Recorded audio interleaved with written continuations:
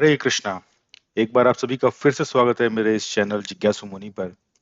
जैसा कि आप जानते हैं, हम कंटिन्यू कर रहे हैं reading introduction to Bhagavad Gita, और ये हमारा फोर्थ सेशन है। तो आइए देखते हैं इस सेशन में हमारे लिए क्या है। तो इस सेशन में मेनली हम जो डिस्कस करने वाले हैं वो है three aspects of the absolute truth, जहाँ पे हम देखेंगे कि भगवान के तीन एस्पेक्ट्स क्या हैं उनको पूरी तरह से समझने के लिए, और उनकी डिफरेंट एनर्जीज किस तरह से काम करती है। तो टॉपिक्स जो हम इसमें जानने वाले हैं वो है कि Shri Krishna supreme personality of godhead हैं, भगवान और उनकी शक्तियों के बारे में जानेंगे। हम ये भी जानेंगे कि वैदिक नॉलेज जो है उसमें कोई खोट नहीं है, वो पूर्णतः एज इट इज हमें लेनी चाहिए। और लास्ट में हम जानेंगे कि हमारा ह्यूमन लाइफ का गोल क्या है। तो आइए शुरुआत करते हैं हम गुरु प्रणाम मंत्र से। ओम अज्ञानतिमिरान्धस्य ज्ञानञ्जनशलाकया चक्षुरुन्मीलितं येन तस्मै श्री गुरुवे नमः। मैं घोर अज्ञान के अंधकार में उत्पन्न हुआ था, और मेरे गुरु ने अपने प्रेम रूपी ज्ञान रूपी अज्ञान से मेरी आंखें खोल दी है। मैं उन्हें सादर नमस्कार करता हूँ।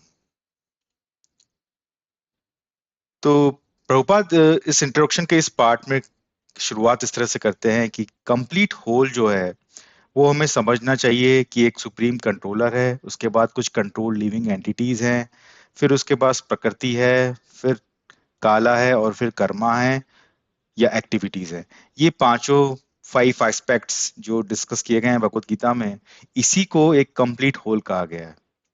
और ये कंप्लीट होल जो जहां से पैदा होता है उसे हम कहते हैं द सुप्रीम एब्सोल्यूट ट्रुथ। तो सुप्रीम एब्सोल्यूट ट्रुथ से एक कंप्लीट होल है, और ये कंप्लीट होल इन पांच अलग अलग चीजों से बना हुआ है। और ये कंप्लीट होल और कंप्लीट एब्सोल्यूट ट्रुथ को अगर हम देखें तो ये और कुछ नहीं, ये भगवान श्री कृष्ण है। यही हमें बताने की कोशिश करी गई है कि भगवान श्री कृष्ण ही सुप्रीम पर्सनैलिटी ऑफ गॉडेड हैं। जब तक हम इस बात से पूरी तरह से इस बात को पे हम एटलीस्ट थ्योरेटिकली बिलीव नहीं कर सकते, तब तक हम भगवत गीता का मर्म समझने में असक्षम हैं। इसलिए हमें ये समझना बहुत जरूरी है। उसके बाद जितना भी हम जो कुछ भी देख रहे हैं इस मटेरियल वर्ल्ड में, वो सब भगवान की डिफरेंट एनर्जीज का मैनिफेस्टेशन है। वो कंप्लीट होल है, और उन्हीं होल में से ये डिफरेंट एनर्जीज निकली हैं, जिसको हम अलग अलग रूपों में इस दुनिया में देख रहे हैं। तो ब्रह्म संहिता के फर्स्ट वर्स में कुछ इस तरह से कहा गया है, ईश्वर परम कृष्णा सच्चिदानंद विग्रह अनादिर आदिर गोविंद सर्व कारण कारणम। So Krishna is the supreme personality of godhead, and he is the cause of all causes. हम जानते हैं किसी भी इवेंट के पीछे कोई ना कोई कारण होता है, फिर उस कारण के पीछे फिर एक और कारण होता है। ऐसे आप कारणों को ढूंढते जाइए, ढूंढते जाइए। अंत में एट लास्ट आप जिस कारण पे पहुंचेंगे वो भगवान श्री कृष्ण है। Means cause of all causes, हर कारण का भी कारण, ultimate cause, that's the supreme personality of God. तो उस अल्टीमेट कॉज की सर्च जो है वही स्पिरिचुअलिटी कहलाती है। आगे प्रभुपाद कहते हैं कि जो लोग भी कम इंटेलिजेंस के हैं वो सुप्रीम पर्सनैलिटी को पर्सनल नहीं मानते। वो ये मानते हैं कि वो एक पर्सन नहीं हो सकता, वो एक एनर्जी है, कुछ कहते हैं वो एक लाइट है। इस तरह से सबके अलग अलग कंसेप्शन है, बट ये सब उनके मेंटल स्पेक्यूलेशन है। यहाँ पे भगवत गीता क्लियरली कहती है कि supreme personality of God Shri Krishna वो एक पर्सन है, although he is a transcendental person. वो हमारे और आपकी तरह नहीं है जिनके जो एक असत शरीर में फंसे हुए हैं, वो एक ट्रांसीडेंटल हैं। इसलिए कहा गया है कि कंप्लीट होल जो है वो फॉर्मलेस नहीं है। अगर वो फॉर्मलेस नहीं है तो ये हमें मानना चाहिए कि उसमें कुछ कमी है, because he don't have a form. और जबकि एक कंप्लीट होल जो है उसमें वो सब कुछ होना चाहिए जो हमारे एक्सपीरियंस में है, और जो हमारे एक्सपीरियंस के भी परे है। अगर ये कंप्लीट होल में ये क्वालिटीज नहीं है तो वो कंप्लीट होल हो ही नहीं सकता। तो supreme personality of God Shri Krishna is the complete whole. और उनकी बहुत सारी शक्तियां हैं, जिसको कहा गया है पराश्च शक्ति विविधे श्रूयते। इनकी अनगिनत शक्तियां हैं, और भगवान को जानना और उनकी शक्तियों को जानना, ये यही स्पिरिचुअल स्टडी कहलाती है। और भगवत गीता में ये क्लियरली एक्सप्लेन किया गया है कि भगवान कृष्ण की ये डिफरेंट पोटेंसीज किस तरह से काम कर रही हैं, ये एक आम आदमी को समझाया गया है। तो इसलिए हम कह सकते हैं कि भगवत गीता जो है वो कंप्लीट नॉलेज रखती है वैदिक विजडम की, जिसमें एक स्मॉल यूनिट्स, एक आत्मा को ये बताया गया है ताकि वो रियलाइज कर सके कि जितनी भी इनकम्प्लीटनेस वो एक्सपीरियंस कर रहा है, वो इसीलिए है क्योंकि उसकी खुद की नॉलेज इनकम्प्लीट है। एक बार आपको वो वैदिक विजडम की एब्सोल्यूट नॉलेज मिल जाती है, तो उसके बाद आपको कुछ भी इनकम्प्लीट नहीं लगता है। आप सारे हिस्सों को अच्छी तरीके से देख सकते हैं। आप देखते होंगे छोटे बच्चे, कब कब छोटे बच्चों को खेलने के लिए कई बार एक पजल्स दी जाती है, इसमें एक बड़ी सी पिक्चर के बहुत सारे छोटे छोटे टुकड़े कर दिए जाते हैं, और उसके बाद उस बच्चे को जोड़ने की कोशिश करते हैं, और उसमें बच्चा कई बार कोशिश करता है। बट मैं कहता हूं कि अगर जोड़ने से पहले आप उसे एक ओरिजिनल पिक्चर दिखा देते हैं जिसके वो टुकड़े उसे दिए गए हैं, तो उसके लिए वो सब कुछ जोड़ना बहुत आसान और सहज हो जाता है। तो इसीलिए भगवत गीता जो है वो हमें उस कंप्लीट होल श्री कृष्णा की एक कंप्लीट पिक्चर देती है, ताकि हम उन्हें और उनकी जितनी भी एनर्जीज हैं उनको समझने की भरसक कोशिश कर सके। हालांकि भगवान की अनगिनत एनर्जीज हैं और उन सबको समझना किसी के लिए भी संभव नहीं है, पर जितना हम कोशिश कर सकते हैं वो उतना हमारे लिए अच्छा है, और उतना ही हम फील करेंगे कि यहाँ पर कुछ भी इनकम्प्लीट नहीं है। उसके बाद भगवान कृष्ण के थ्री एस्पेक्ट्स बताए गए हैं जिसमें उनको रियलाइज किया जाता है, और सबसे पहली शुरुआत होती है ब्राह्मण से। उसके बाद नेक्स्ट लेवल जो है वो है परमात्मा, और फिर लास्ट जो आता है उसे हम कहते हैं भगवान। तो ब्रह्मन, परमात्मा और भगवान, ये तीनों एस्पेक्ट जब हम समझ लेते हैं, तभी हमें मानना चाहिए कि हम सुप्रीम पर्सनैलिटी ऑफ गॉड को पूरी तरह से समझ सके। तो इसमें आता है कि सुप्रीम ट्रुथ को रियलाइज करने के लिए तीन एस्पेक्ट्स हैं। पहला, जैसे हमने बताया, इम्पर्सनल ब्रह्मन है, फिर परमात्मा है, और फिर भगवान स्वयं है। तो लास्ट स्टेज जब हम पहुंचते हैं, जो कि भगवान है, जो कि हम जिसमें भगवान को एक पर्सन मानते हैं, तो हमें मानना चाहिए कि लास्ट स्टेज के अंदर पहले वाले दो स्टेज ऑलरेडी इंक्लूडेड हैं, और वो ही आपका कंप्लीट रियलाइजेशन है। जब तक आप ये भगवान सुप्रीम ट्रुथ के तीनों एस्पेक्ट्स को नहीं समझ लेते, तब तक आपका स्पिरिचुअल रियलाइजेशन कंप्लीट नहीं माना जाता। तो ये थ्री स्टेजेस ऑफ रियलाइजेशन को बताया गया है। पहला जो है इम्पर्सनल ब्राह्मण, जिसे बताया गया है कि जिसमें हम भगवान के सत फीचर को जानते हैं, इटर्निटी। अभी हम एक असत बॉडी में हैं, बट भगवान जो है वो सत है। उसके बाद नेक्स्ट लेवल पे जब हम जाते हैं, तो हम परमात्मा को रियलाइज करते हैं। हम देखते हैं परमात्मा हमारे हृदय में विद्यमान है। हम सभी जीवात्माओं में उस परमात्मा की छवि देख सकते हैं। इस केस के अंदर हम सत और चित, भगवान के ये दोनों फीचर्स की नॉलेज रखते हैं। सच जो हो गया इटर्निटी हो गया, और चित जो हो गया वो इटर्नल नॉलेज हो गया। अब आप इटर्निटी और नॉलेज दोनों से भरपूर हैं जब आप परमात्मा रिलेशन पे पहुंचते हैं। लेकिन एट लास्ट में, जब आप पर supreme personality of God Shri Krishna के ट्रांसेंडेंटल फीचर, तीनों ट्रांसेंडेंटल फीचर सच चित आनंद, तीनों को एक साथ जान लेते हैं, इटर्निटी, नॉलेज एंड ब्लिस। जब आप जान लेते हैं कि भगवान सच्चिदानंद विग्रह हैं, उनका एक फॉर्म है, विग्रह मीन्स एक form, he is not a impersonal, तब आप माना जाता है कि आपने कंप्लीट स्पिरिचुअल रिलेशन कर लिया है। तो ये तीन डिफरेंट स्टेजेस हैं, और जब तक हमें परमात्मा के भी आगे जाके भगवान का रियलाइजेशन नहीं हो गया है, उनके सच्चिदानंद विग्रह का रियलाइजेशन नहीं हो गया है, तब तक हमारा स्पिरिचुअल रिलेशन इनकम्प्लीट माना जाएगा। तो भगवत गीता ये हमें क्लियरली बताती है, और भगवान के इन तीनों एस्पेक्ट्स को प्रेजेंट करती है, और अंत में ये प्रमाणित करती है कि भगवान एक सच्चिदानंद विग्रह हैं, and he is not a formless person. अब उसमें भगवत गीता में कंटिन्यू करते हैं प्रभुपाद इंट्रोडक्शन में कि भगवत गीता की जो नॉलेज है वो इनफॉलिबल है, मतलब उसमें कोई मिस्टेक नहीं है।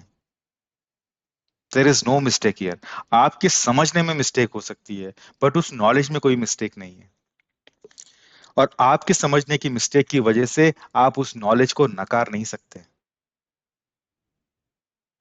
वैदिक नॉलेज को कंप्लीट कहा गया है क्योंकि वो सभी डाउट्स और मिस्टेक्स से परे है। इसमें कोई शंकाएं नहीं है, कोई गलतियां नहीं है। इनफैक्ट भगवत गीता को प्रभुपाद गीतोपनिषद कहते हैं, एसेंस ऑफ ऑल वैदिक knowledge and the most important Upanishads.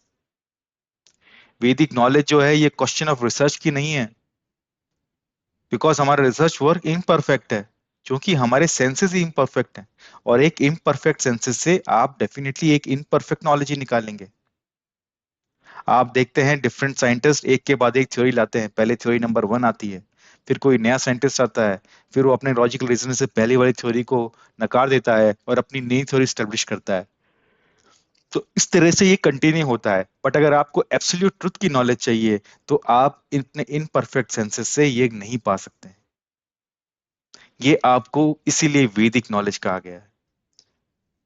सनातन धर्म के अंदर स्पिरिचुअल मास्टर को पिता और वैदिक नॉलेज को माता माना गया है।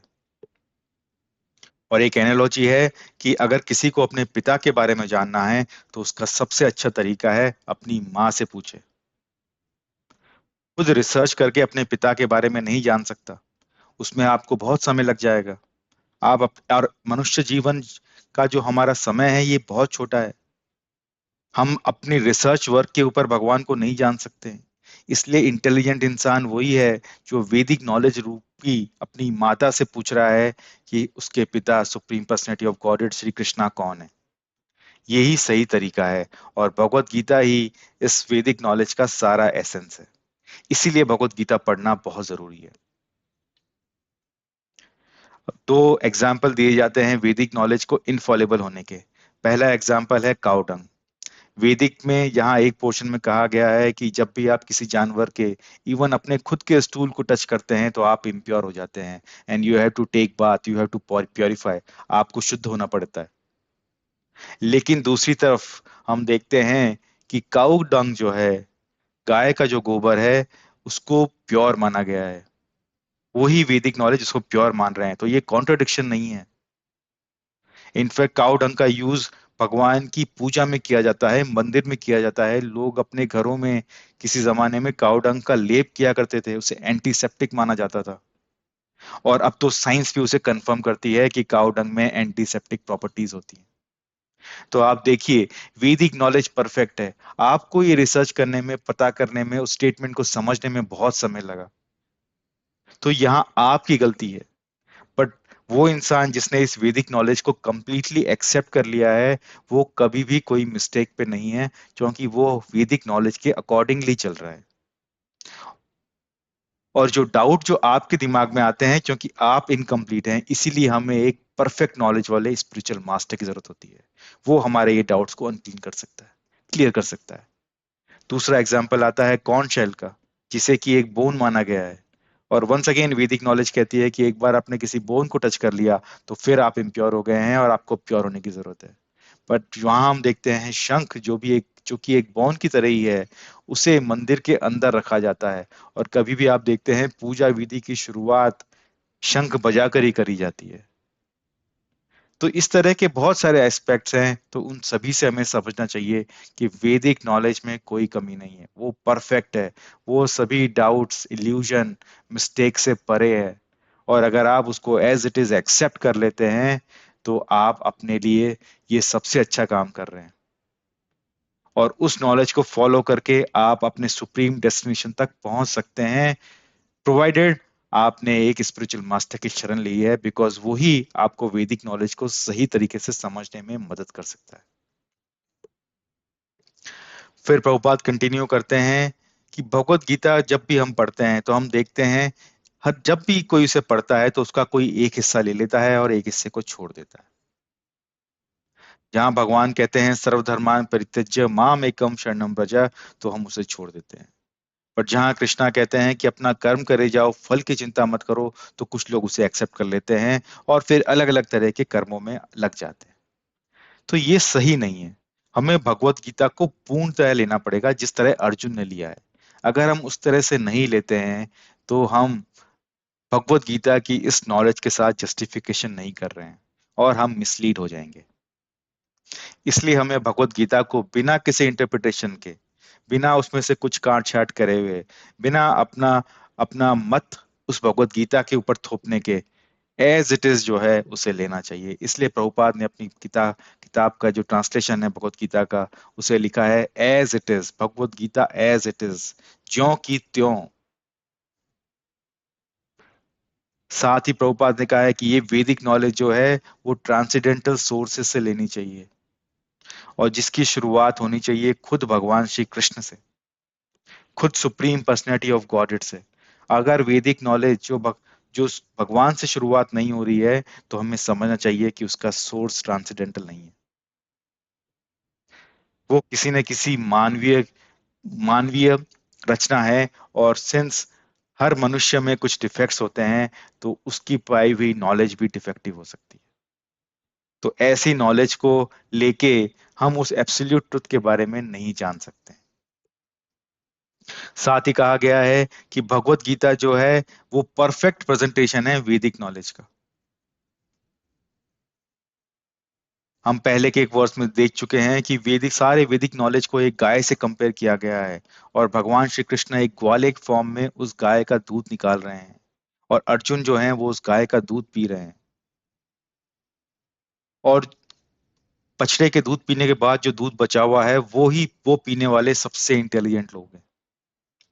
वही सारे वैदिक नॉलेज का निचोड़ ले रहे हैं। तो भगवत गीता उस सारे वैदिक नॉलेज का निचोड़ है, वो वैदिक नॉलेज जो इनफॉलेबल है। इसके बाद भगवत गीता में कहा गया है कि भगवान द्वारा बोले गए जो भी शब्द हैं उसको अपौरुषेय कहा गया है।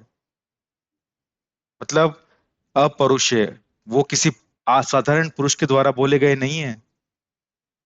क्योंकि साधारण पुरुष में चार तरह के मेनली डिफेक्ट्स माने गए हैं। मेजर कैटेगरीज जो हैं वो उनको चार डिफेक्ट्स में बांटा गया है। बट भगवान उन चारों डिफेक्ट्स के परे हैं। और ये चार डिफेक्ट्स क्या हैं? पहला डिफेक्ट आता है गलतियां करना। हम सभी गलतियां करते हैं। ऐसा कोई नहीं है जो कह सकता है मैं कोई गलती नहीं कर सकता, क्योंकि या तो वो फूल है और या फिर वो भगवान है। दूसरा है हम सब इल्यूजन में हैं। सच्चाई क्या है ये देखने में हम पूर्णतः सक्षम नहीं हैं, तो हम एक माया जाल में हैं। थर्ड आता है कि हम सभी में दूसरों को धोखा देने की टेंडेंसी है। कोई अपने अपने आप को धोखा दे रहा है, कोई अपने परिवार को धोखा दे रहा है, कोई अपने समाज को, देश को धोखा दे रहा है। तो और कोई नहीं तो सब तरह के धोखों से फ्री होके वो खुद भगवान को धोखा देने की कोशिश कर रहा है। वो भगवान को नकार देने की कोशिश कर रहा है। तो ये चीटिंग प्रोपेंसिटी हम सभी में है। अगर आपको चीट करने का मौका नहीं मिला है, इसका मतलब ये नहीं है कि आप में चीटिंग प्रोपेंसिटी नहीं है। जी नहीं, वो है। और जब आपको उस तरह के सर्कमस्टेंसेस में डाला जाएगा तो आप डेफिनेटली चीटिंग करेंगे। और अंतिम जो डिफेक्ट माना गया है वो है कि हम सभी के सेंसेस इम्परफेक्ट है। हमारी आंखें एक लिमिट तक ही देख सकती हैं। हमारे कान एक पर्टिकुलर डेसिबल की रेंज में ही आवाज को सुन सकते हैं। उससे ऊपर और नीचे की आवाज को हम सुन नहीं सकते, समझ नहीं सकते। सारे सेंसेस हमारे इम्परफेक्ट हैं। तो इन चार डिफेक्ट्स के बाद अगर कोई अपनी अपनी लाइफ जर्नी के हिसाब से कोई नॉलेज बुक लिख रहा है, तो क्या आपको लगता है वो परफेक्ट हो सकती है? वो उसकी लाइफ के एक्सपीरियंस है। हर आदमी के लाइफ के एक्सपीरियंस अलग अलग हो सकते हैं, तो नॉलेज भी अलग अलग हो सकती है। तो आप अलग अलग नॉलेज से परफेक्ट कंक्लूजन पे कैसे पहुंचेंगे? नहीं पहुंच सकते। इसलिए कहा गया कि अगर सुप्रीम एब्सोल्यूट ट्रुथ को जानना है, उस भगवान को जानना है, उनके तीनों एस्पेक्ट्स को जानना है, तो आपको ऐसी नॉलेज चाहिए जो अपौरुषेय हो, जो किसी ऐसे के द्वारा कही गई हो जो इन चारों डिफेक्ट से फ्री है। और ऐसे भगवान श्री कृष्ण ही है। इसलिए भगवत गीता की इंपॉर्टेंस बढ़ जाती है, क्योंकि भगवत गीता खुद भगवान श्री कृष्ण के द्वारा कही गई है, जो इन चारों इनपरफेक्शन से दूर हैं, और वो ही इस परफेक्ट नॉलेज को डिलीवर कर सकते हैं।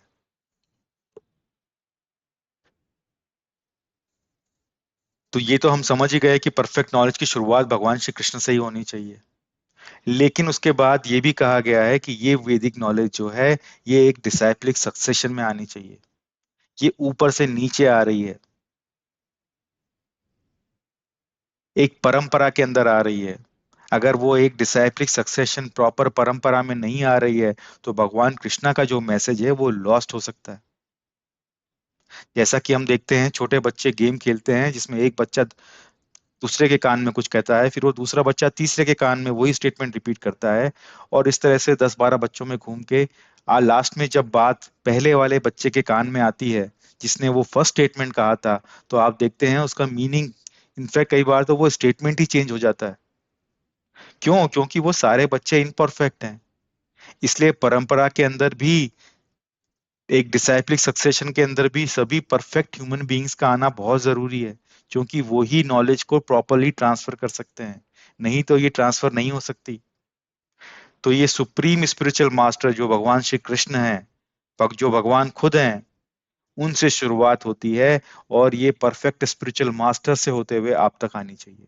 तभी आप उस भगवत गीता को ज्यों की त्यों समझ सकते हैं, एज इट इज। नहीं तो आप उसका एक्चुअल जो मर्म है वो नहीं जान सकेंगे। ये ध्यान रखना हमारे लिए बहुत जरूरी है। उसके बाद भगवत गीता में कंटिन्यू होते हुए कहा गया है, जिसमें भगवान को पूर्णम कहा गया है, मतलब वो पूरी तरह से परफेक्ट है। ये मटेरियल लॉज जो हैं, मटेरियल नेचर, सतोगुण रजोगुण तमोगुण, ये उन पे कोई इफेक्ट नहीं डाल सकते हैं। Lord is the only proprietor of everything in the universe, and He is the only creator, only proprietor and only creator। ये समझना हमारे लिए बहुत जरूरी है। हम सभी अपने आप को क्रिएटर और प्रोप्राइटर बनाना चाह रहे हैं।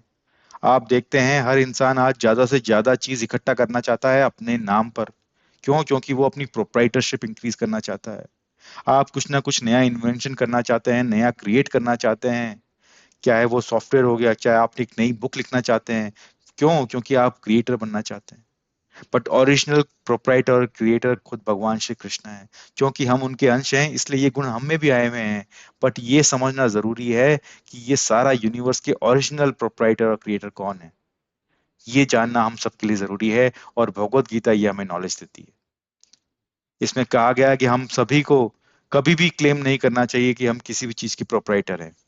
इनफैक्ट यहाँ वार्निंग दी गई है भगवत गीता में कि हमें उतना ही लेना चाहिए जिसके हम लायक हैं, या जो हमारे मेंटेनेंस के लिए जरूरी है।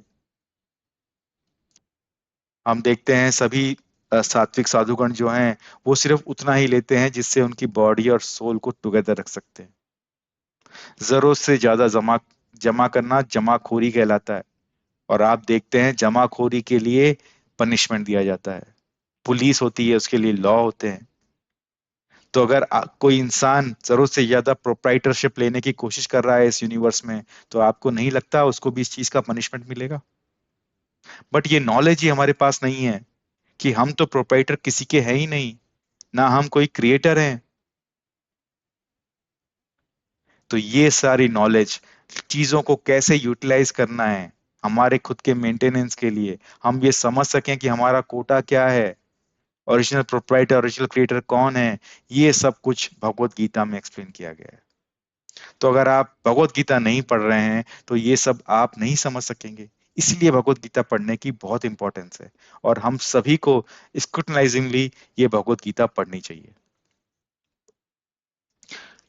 अब उसके बाद प्रभुपाद कहते हैं, ह्यूमन लाइफ का गोल क्या है। आप देखते हैं हम सभी कुछ ना कुछ पाना चाहते हैं। सभी ने अपना अपना गोल बनाया जाता है। जब नया साल शुरू होता है, हर कोई नए नए वाव्स लेता है, क्योंकि वो एक पर्टिकुलर गोल अचीव करना चाहता है। बट सबसे अल्टीमेट गोल क्या है लाइफ का, ये जानना एक जरूरी है। तो एक जिज्ञासु आत्मा जो होगी, वो ये जानने की कोशिश करेगी कि अल्टीमेट गोल क्या है मेरा। और भगवत गीता कहती है, the ultimate goal of life is to reach God. तो ह्यूमन लाइफ जो मिली है आपको, ये यही रियलाइज करने के लिए है कि आपका ultimate goal supreme personality of godhead को पाना है। और ये सारे डायरेक्शन जो हैं ये वैदिक लिटरेचर में दिए गए हैं, और उन सारे लिटरेचर का जो एसेंस है वो भगवत गीता में दिया गया है। तो अगर आपको जानना है कि आपका ह्यूमन लाइफ का अल्टीमेट गोल क्या है, तो वो ज्ञान आपको भगवत गीता ही दे सकती है। साथ ही भगवत गीता में बताया गया है कि एक्टिविटीज जो हमारे कर्म होते हैं वो किस तरह मोड से इन्फ्लुएंसेस होते हैं। हमारे कर्म सात्विक हो सकते हैं, राजसिक हो सकते हैं, तामसिक हो सकते हैं। कर्मों के साथ साथ भगवत गीता के अंदर ईटेबल्स की भी बात करी गई है। आप देखते हैं ईटेबल्स भी गुडनेस में, पैशन में, इग्नोरेंस में। इनफैक्ट आपकी भक्ति भी तीन अलग अलग तरह के डायरेक्शन में बताई गई है। तो हर चीज को क्लियरली एक्सप्लेन किया गया है, और फिर आपको बताया गया है कि किस तरह से आप इन तीनों गुणों से ऊपर उठ सकते हैं। तो भगवत गीता के इंस्ट्रक्शंस को यूज करके आप अपनी पूरी लाइफ को प्योरीफाई कर सकते हैं। और जब आप अपने आप को पूरी तरह से प्योर कर लेते हैं, आपकी कॉन्शियसनेस शुद्ध हो जाती है, शुद्ध चेतना, प्योर कॉन्शियसनेस, जिसको प्रभुपाद कृष्णा कॉन्शियसनेस कहते हैं। जब आप उसको पा लेते हैं, तब आपके लिए ये मटेरियल वर्ल्ड छोड़कर अपने फाइनल डेस्टिनेशन, जो कि भगवान श्री कृष्ण का घर है, the home of supreme personality of God at Goloka Vrindavan, आप उसको पा सकते हैं। आप भगवान को पा सकते हैं भगवत गीता के इंस्ट्रक्शंस का यूज करके। तो ये भगवत गीता का मर्म है। ये भगवत गीता आपको कोई फाइनेंशियल लेसन, कोई लीडरशिप लेसन, कोई मैनेजमेंट लेसन देने के लिए नहीं है। ये आपको ह्यूमन का अल्टीमेट गोल देने के लिए है, और उस गोल को कैसे पाना है ये समझने में हेल्प करने के लिए आपको भगवत गीता कही गई है भगवान श्री कृष्ण के द्वारा। अब लॉ ऑफ नेचर की बात करते हैं, तो हम देखते हैं animals can kill other living animal and there is no question of sin on their part. तो एक जानवर जब दूसरे जानवर को मारता है, तो उसके लिए उस एक जानवर को कोई पाप नहीं लगता है। लेकिन जब एक मनुष्य एक जानवर की हत्या करता है, वो भी सिर्फ इसलिए क्योंकि वो अपनी जिह्वा पर कंट्रोल नहीं कर सकता है, वो अपने टेस्ट के कंट्रोल में आ गया है, तो definitely law of material nature काम करेंगे और उसको रेस्पॉन्सिबल माना जाएगा। तो ये नेचर्स के लॉ ये हमें कौन बताएगा? Bhagavad Gita is the main source to let us know कि ये प्रकृति के नियम क्या हैं। हम जिस प्रकृति में रह रहे हैं, अगर उस प्रकृति के नियम ही हमें पता नहीं है, तो डेफिनेटली हम उन नियमों को तोड़ेंगे। और हर अलग अलग नियम को तोड़ने की अलग अलग पनिशमेंट होती है, हम ये समझते हैं। तो अगर आप लॉ नहीं जानते हैं, तो आप जब लॉ तोड़ेंगे तो आपको उसका पनिशमेंट मिलेगा, और आप ये समझ नहीं पाएंगे कि मुझे किस चीज का पनिशमेंट मिल रहा है। फिर आप कहेंगे इस दुनिया में कोई कुछ भी हो रहा है, कोई भगवान नहीं है, सब कुछ लोग अपनी मर्जी से कर रहे हैं, कोई यहाँ पे लॉ नहीं है, कोई सिस्टम नहीं है। ये आपकी गलती है, क्योंकि आप कुछ किसी चीज को समझ नहीं पा रहे हैं। But laws of nature, they are working accurately without any mistake, because ये लॉज जो हैं वो सुप्रीम पर्सनैलिटी ऑफ गॉड के द्वारा डिसाइड किए गए हैं। क्योंकि वो परफेक्ट हैं, इसी तरह से ये लॉ भी परफेक्ट हैं, और ये परफेक्टली काम कर रहे हैं। मैंने एक बहुत सुंदर कोट पढ़ा, जिसमें कहा गया है कि अगर आप एक इस दुनिया में रह रहे हैं, और अगर आप नहीं जानते कि नेचर के लॉ क्या हैं, तो वो कुछ इस तरह से है कि आप एक ऐसे देश में रह रहे हैं जहाँ की भाषा ही आपको नहीं आती। तो जहाँ की भाषा आपको नहीं आती, तो वहाँ के लॉ आप कैसे जानेंगे? आपके लिए कितनी मुश्किल हो सकती है। आप समझ सकते हैं, आप अगर किसी ऐसी देश में चले जाते हैं जहाँ की भाषा आपको बिल्कुल नहीं आती है, तो आपका जीना कितना मुश्किल हो सकता है। इसी तरह अगर एक प्राणी मात्र ये नहीं जानेगा कि प्रकृति के नियम क्या हैं, तो आपको नहीं लगता कितना मुश्किल हो सकता है उसके लिए। तो लॉ ऑफ नेचर को समझिए। ये सब नॉलेज हमें भगवत गीता प्रोवाइड कर रही है। तो इसी के साथ हम सेशन के एंड में पहुंचे हैं। हम एक बार फिर से पंचतत्व मंत्र के साथ हरे कृष्णा मंत्र का उच्चारण करेंगे। तो मेरे साथ बोलिए, जय श्री कृष्ण चैतन्य प्रभु नित्यानंदा, श्री अद्वैत गदाधरा शिवासादि गौर भक्त वृंदा। हरे कृष्णा कृष्ण कृष्ण हरे हरे, हरे रामा राम राम हरे हरे। एक बार फिर से कहिए, हरे कृष्णा कृष्ण कृष्ण हरे हरे, हरे रामा राम राम हरे हरे।